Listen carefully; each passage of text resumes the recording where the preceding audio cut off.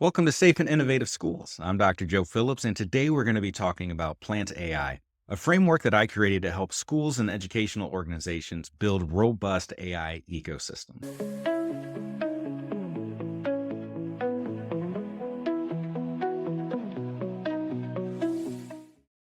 As an educational leader with lots of experience in innovation and technology work, I have seen the power that AI can have on educational institutions.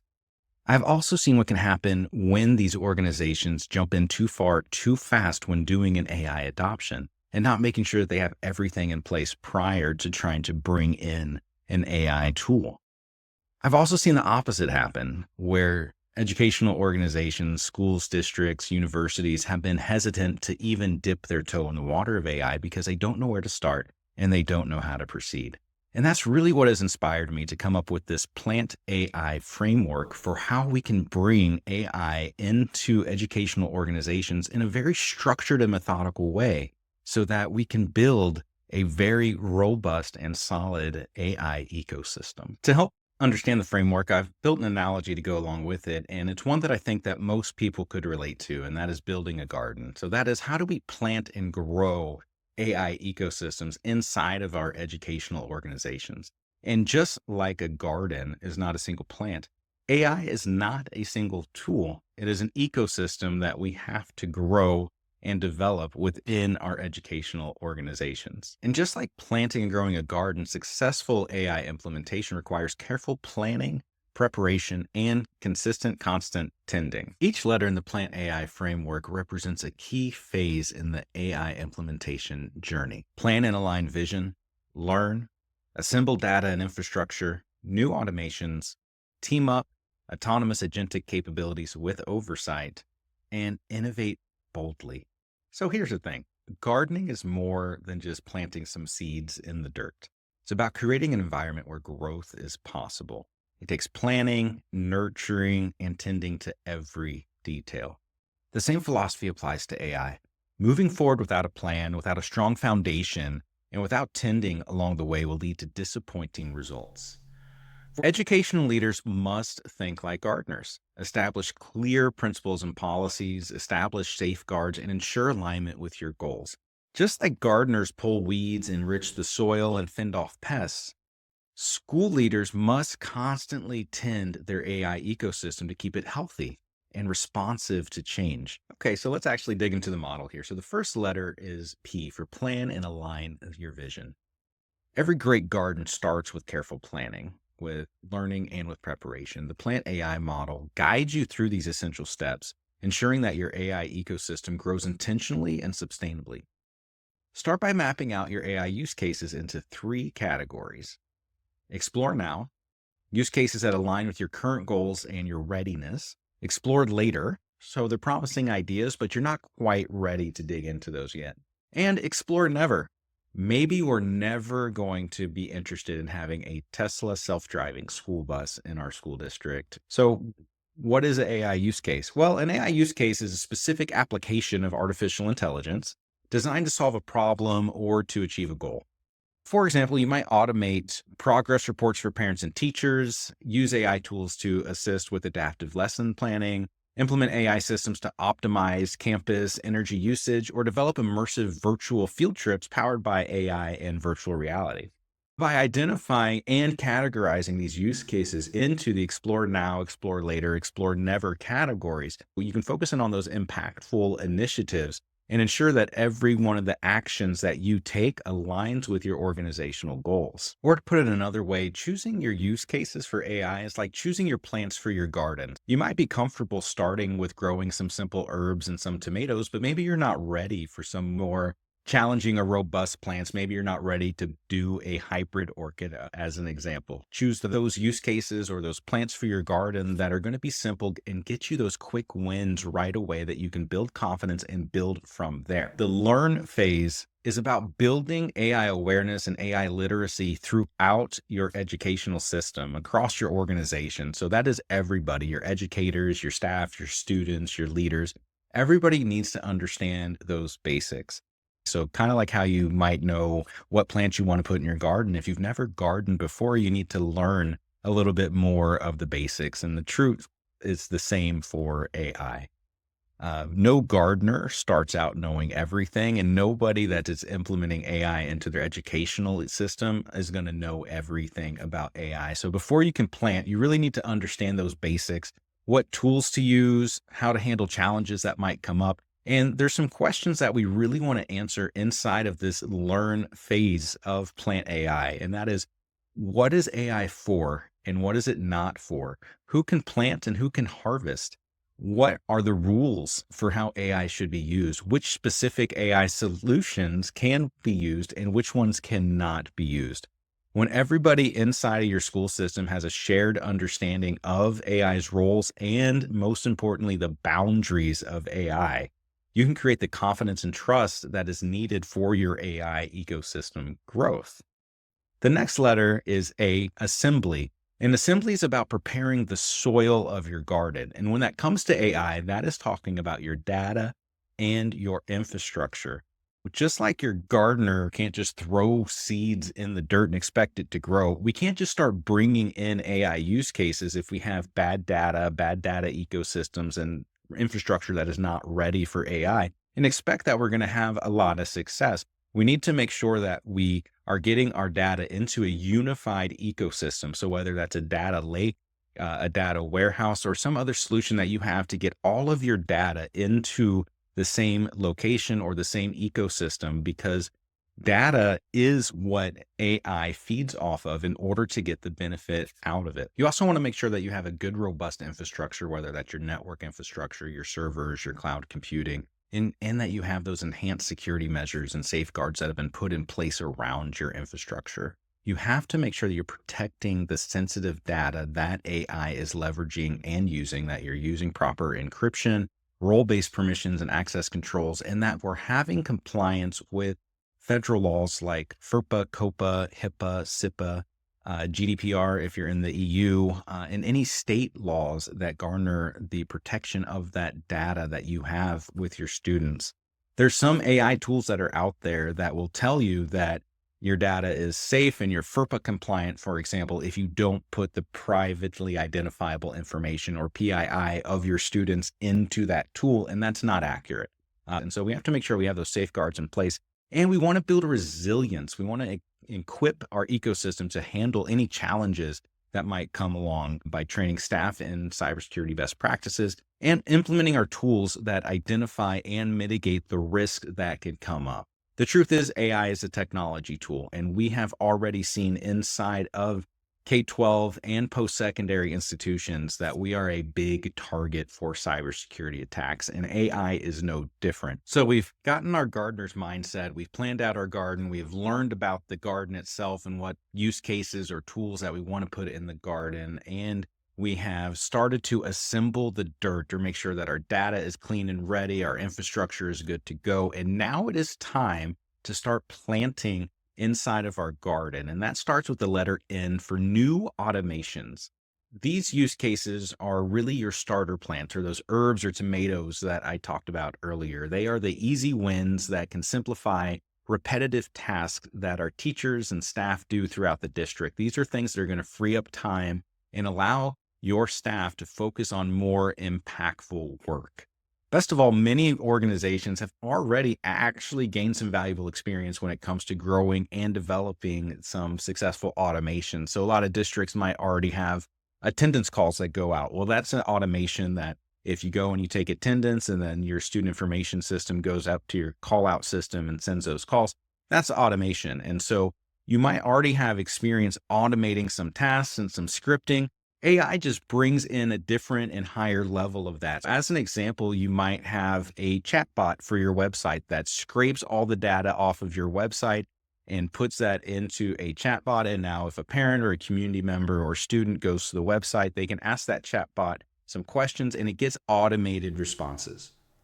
The next type of use case or plant for your garden is what I call team up. Team up are these plants that thrive when humans and AI collaborate together. So they can enhance efficiency and outcomes by really pairing the human creativity and AI capabilities. Some examples that we have seen of some team up use cases could be this generative AI that has come out. So whether it's ChatGPT or Gemini or Sora or some of these other tools that allow teachers and staff members to use their minds, use their creativity, but use the generative AI features that come along with some of these tools in order to help make them more productive themselves. So some instructional examples would be using AI to co-create personalized lesson plans that tailor to students' strengths and needs, or incorporating AI-based augmented reality tools to overlay some 3D visuals onto science experiments or history lessons, and making concepts more tangible and engaging. On the operational side, some examples could be AI assisting HR departments in identifying professional development needs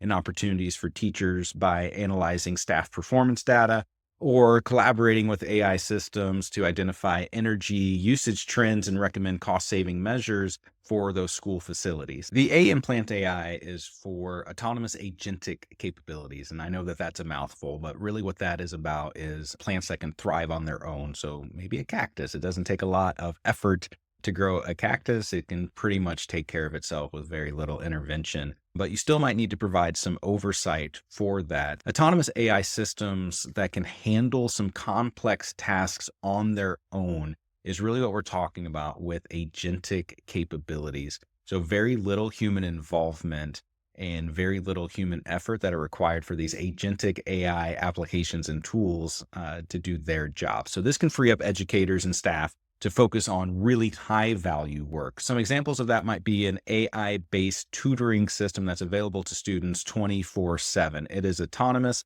We still want to make sure that it has some human oversight, but it can respond to those students 24/7. And as long as it's built properly and effectively, it's going to actually tutor the students autonomously while letting us see that information, making sure that it's going to a safe and secure environment, and that the students are actually still learning and not just getting the answers like they would potentially from a ChatGPT or something like that. Another example could be AI-driven teaching assistants. And actually with agentic capabilities, we could have an AI teaching assistant that is specialized for each student. That's really a way to help the teacher out with understanding what's going on with each student, preparing and differentiating instruction for those students, maybe potentially giving instruction in different modalities or tiering instruction for students all at the same time, allowing teachers to really focus in and ensure that mastery of that content is happening.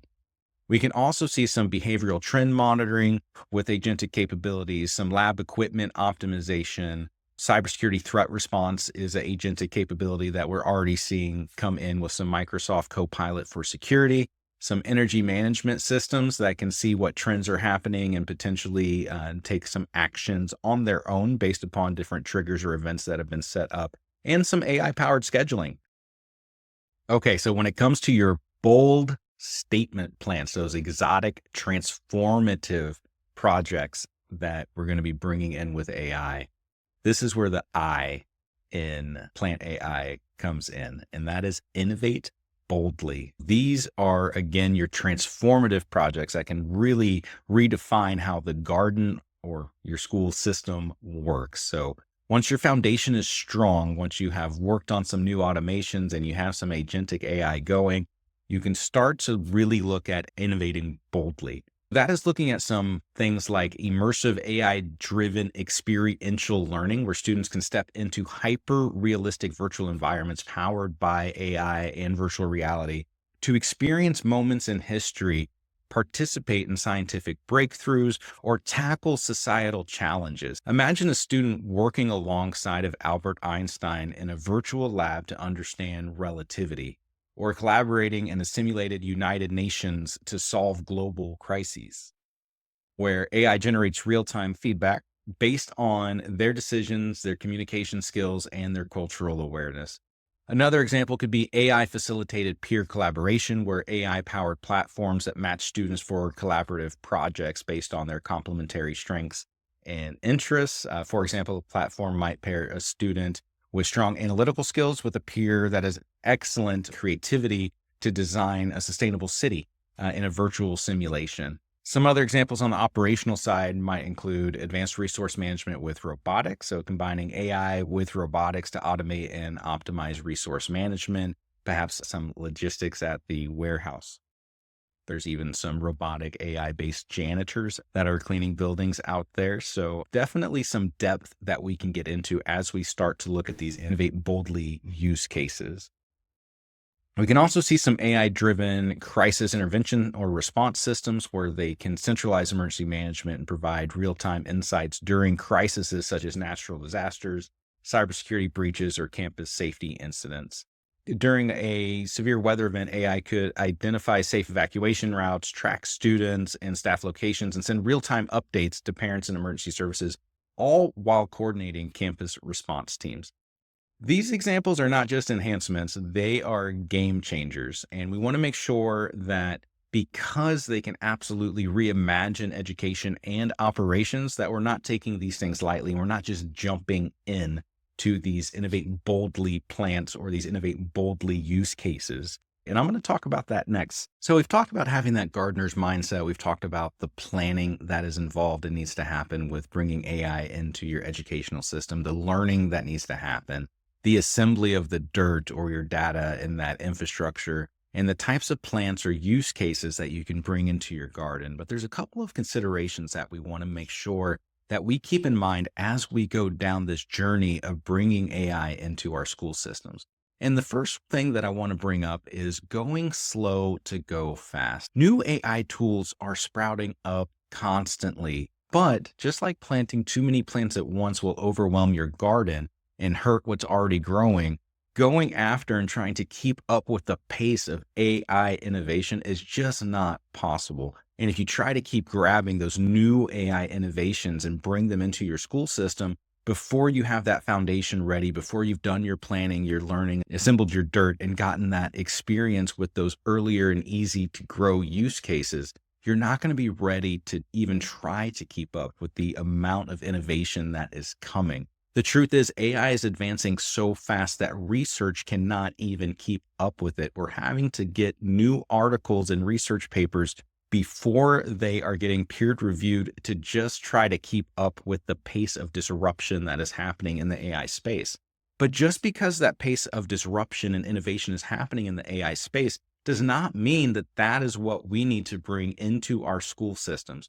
We can follow a methodology that is structured and leverage those AI use cases that can really bring true benefit into our educational systems. And so we don't have to try to keep up with the Joneses when it comes to AI. The next thing I'd like to talk about is harvesting with care or ensuring that sustained growth. So one of the biggest mistakes I see in AI adoption is districts or schools or educational organizations trying to jump straight to that harvest, trying to grab some AI solution off the shelf or have it built for them because they're going to do something absolutely amazing and game changing, but they haven't set up their garden yet. We want to make sure that we're not just trying to plant seeds in the morning and harvest in the afternoon. We want to go through the phases and make sure that we are ready. You can't just grow vegetables without preparing the soil, planting the seeds, and nurturing those plants. The same principle applies to AI initiatives. Jumping ahead to ambitious projects like predictive analytics or immersive VR experiences without building strong foundational clean data, without having basic automations in place and learning and growing with that, it'll lead to shallow roots and disappointing outcomes. For example, a district that skips those foundational steps like unifying data systems may struggle with inaccuracies with AI-driven reports. Garbage in, garbage out is the saying with data. And so you might have bought or built a really cool, amazing AI reporting tool, but the data itself isn't clean. And so you're getting inactionable insights. And this can lead to some challenges. So let's say that we're trying to do some predictive analytics to see which students might need some just-in-time interventions, for example. If your data is not accurate or it's fragmented in the wrong places, two things could happen. One, the students who need those interventions might not be getting identified, because two, students who don't need them are getting identified. And so what we're doing is we're ineffectively allocating resources because of the bad data. We might have this amazing platform, but because we're not in the place where our dirt of our garden was actually set up properly, we're not getting what we need out of these tools. And we've seen some of these examples happen in districts across the country. Additionally,